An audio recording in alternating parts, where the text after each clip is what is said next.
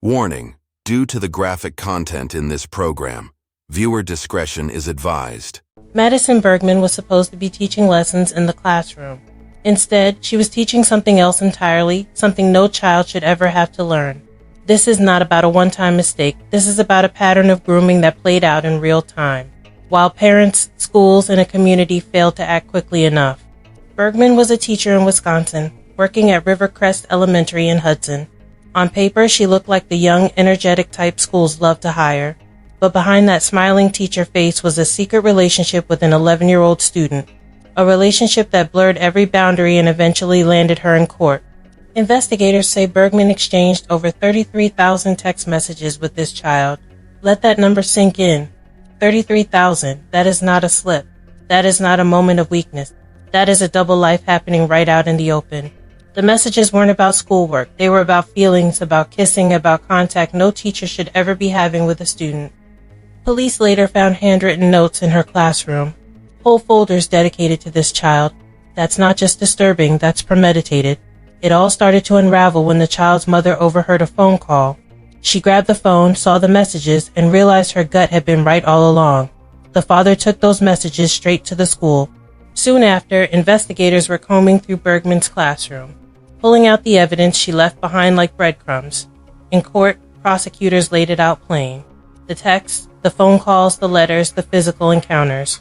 Bergmann eventually admitted guilt through a plea deal. She pleaded guilty to child enticement and professional misconduct by staff. The heavier charges, including first-degree assault, were dropped as part of that deal. That alone raised eyebrows because people always wonder, why do we make it so easy for predators in positions of power to negotiate down their charges? Bergmann wept in court, but tears in front of a judge don't erase 33,000 messages.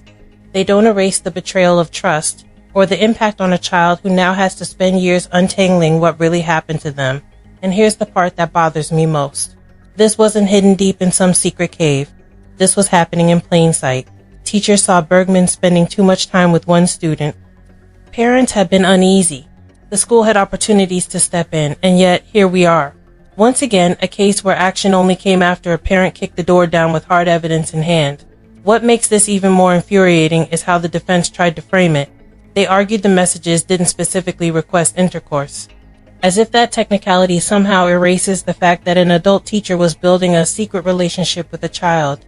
It's the kind of argument that insults anyone with common sense. This case forces us to ask, not just how it happened, but why it took so long for someone to stop it. 33,000 messages, entire folders of notes. Do not tell me nobody saw warning signs. The problem is, when misconduct comes wrapped in a smiling teacher's face, people hesitate to call it what it is. If this had been a man, would those warnings have been brushed aside? Or would the system have moved a lot faster? Here's the bottom line. A teacher's job is to protect, to guide, to create safety in the classroom. Madison Bergmann used that role to get access, to build secrecy, to cross lines that never should have been crossed. And while she faces sentencing, the community still has to reckon with the bigger question. How many other cases are slipping by because people convince themselves that what they're re-seeing just can't be true? The truth is, it was true, and it was happening right in front of everyone. If this story makes you question how many secrets are being overlooked in schools and communities, do not just scroll away. Share this video, leave your thoughts, and subscribe, because ignoring these cases is exactly how they keep happening.